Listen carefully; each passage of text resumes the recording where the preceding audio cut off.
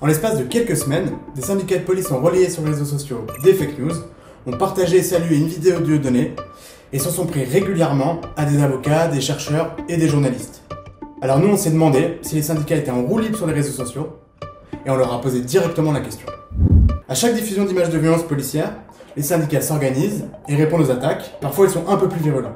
Parce que les mots bamboula, d'accord, ça ne doit pas se dire, etc. Ça reste encore à peu près convenable. Il se penche, on le voit les images, parle d'elle-même. Il se penche, il récupère. J'ai très cru, mais c'est bien fait pour sa gueule. Et cette parole devient de plus en plus habituelle. Certains chercheurs et défenseurs des droits s'alarment d'ailleurs de cette surenchère verbale. Après la vidéo montrant des policiers tenir des propos racistes à l'île Saint-Denis, la plupart des syndicats ont condamné sans réserve, mais certains y voient un mais. Tenir de tels propos, dans une police républicaine, ça n'a pas lieu d'être. Mais paradoxalement, celui qui tient ces propos est celui-même qui a plongé pour aller sortir l'une des personnes. Il faut contextualiser tout ça. Interrogé, Frédéric Lagage du syndicat Alliance, qui compte 30 000 adhérents, est sur la même ligne. Que les choses soient claires. Des propos tels que celle-là, quand vous... Voilà, je ne les excuse en rien. Après, il faut les prendre dans un contexte. Moi, je ne sais pas si la personne était là. Je ne sais pas dans quel contexte ces propos ont été tenus. Et puis il y a la communication beaucoup plus violente des syndicats de police sur Twitter, comme lorsque le syndicat Alliance compare le journaliste Théa Boafs à un chien enragé. Est-ce que le rôle d'un syndicat, c'est de comparer à une personne à un chien qui a la rage? Mais est-ce qu'il n'outrepasse pas son rôle de journaliste quand il parle des policiers? Ou quand il trompe la vérité? Ou quand il s'interpose systématiquement? Enfin, quand je dis s'interpose, voilà. Est-ce que c'est son rôle aussi?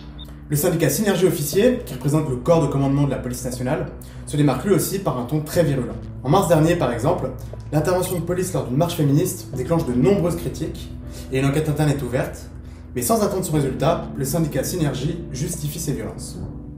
Patrice Ribeiro, patron du syndicat Synergie, l'assume. Est-ce que ce tweet n'est pas outrancier avec une forme de généralisation? Outrancier, il remet l'église au centre du village. Oui, mais là, tout le monde a vu les images de femmes qui ont pu être molestées. Après, le fait de dire, est-ce que... On voyait pas après, c'est-à-dire que vous voyez pas ces militantes forcer les boucliers des policiers, leur cracher dessus. Mais est-ce que c'est pas le rôle justement d'une enquête IGPN que de mettre la lumière sur ce qui s'est passé? Et est-ce que c'est pas le rôle d'un syndicat d'attendre avant de décréter que cette marche féministe... On ne décrète pas, on informe. Et nous ne sommes pas tenus au devoir de réserve. Plus récemment enfin, 2 policiers ont été violemment attaqués dans une attaque présumée terroriste à Colombes. L'occasion pour Synergie de faire le lien avec ceux qui dénoncent les violences policières.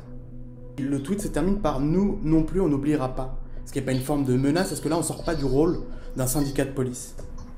Ah non, c'est pas une forme de menace, on se sent que... enfin, c'est pas les escadrons d'abord. Oui, mais ça veut dire quoi, nous on n'oubliera pas pour des forces de l'ordre? On n'oubliera pas tous ces gens qui, encore une fois, c'est-à-dire qu'on sera rappelé que ces gens vont diffuser des fake news. Mais si Patrice Ribeiro dénonce l'utilisation de fake news, son syndicat a lui aussi été épinglé pour en avoir diffusé. Au début du confinement par exemple, Synergie publie une vidéo vue des milliers de fois, censée prouver que dans les quartiers populaires, on ne respecte pas le confinement. La vidéo date en réalité d'août 2019. Enfin, c'est une vidéo d'illustration pour dire, voilà, ce sera difficile dans certains quartiers compte tenu des pratiques qui s'y déroulent. Mais est-ce que là on n'est pas un peu dans justement ce que vous reprochez aux autres, c'est-à-dire de publier une vidéo sans la date et sans la précision que c'est une illustration?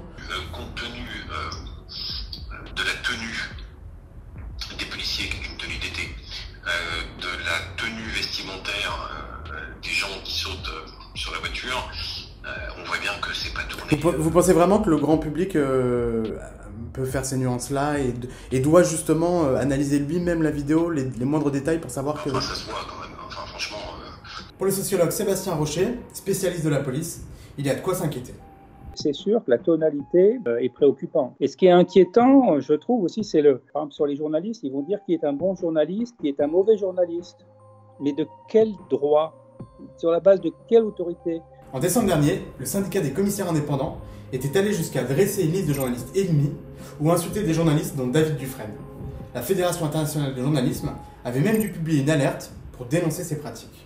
Et donc il y a une confusion par les organisations syndicales entre ceux qui n'aiment pas la mauvaise police et ceux qui n'aiment pas la police. La plupart des critiques qui sont faites à la police, c'est à la mauvaise police. au comportement violent, au comportement agressif, au déni de droit, aux abus de droit. Et ce n'est pas une critique idéologique de la fonction de police. Alors ça existe aussi, mais c'est beaucoup plus marginal. L'avocat Harry Halimi, qui milite contre les violences policières, regrette lui aussi que de plus en plus de syndicats fassent le lien entre accusation de violence policière et terrorisme. C'est une façon de décrédibiliser ou de dénigrer de manière extrêmement violente et diffamatoire le travail de ces défenseurs des droits. C'est toujours une forme de rhétorique particulièrement pernicieuse qui consiste à accuser les défenseurs des droits, les journalistes, les avocats, d'être à l'origine des agressions contre les fonctionnaires de police parce qu'ils font leur travail finalement de dénonciation des pratiques illégales de la police. Pour le chercheur Sébastien Rocher, les syndicats dépasseraient parfois leur rôle pour flatter une base de plus en plus proche idéologiquement de l'extrême droite. Selon l'IFOP, près d'1 policier sur 2 ont d'ailleurs voté Marine Le Pen en 2017. Quand ils procèdent comme ils procèdent aujourd'hui sur les médias sociaux, ils font de la politique. Ce ne sont plus des organisations syndicales qui défendent les intérêts de leurs membres. Ce sont des organisations qui développent une idéologie politique, effectivement, pour certains syndicats, pas tous, proches du Rassemblement national, en tout cas de certaines de ces idées. Mais cette communication très violente n'est pas du goût de tout le monde. Le syndicaliste et commissaire David Lebar admet clairement des dérives. Le problème, c'est un compte Twitter, la liberté d'expression sur les réseaux sociaux, le contrôle de tout ça, c'est une difficulté.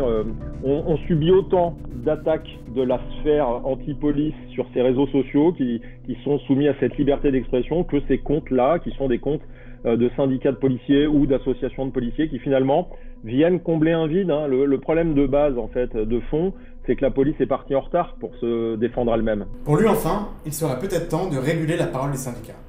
Il pourrait y avoir, pourquoi pas, une sorte de charte ou de doctrine sur la façon d'employer les mots et de parler de la police nationale, et puis éventuellement ceux qui en sortent pourraient être rattrapés par du disciplinaire, mais encore une fois, le mandat syndical protège beaucoup, donc c'est très délicat.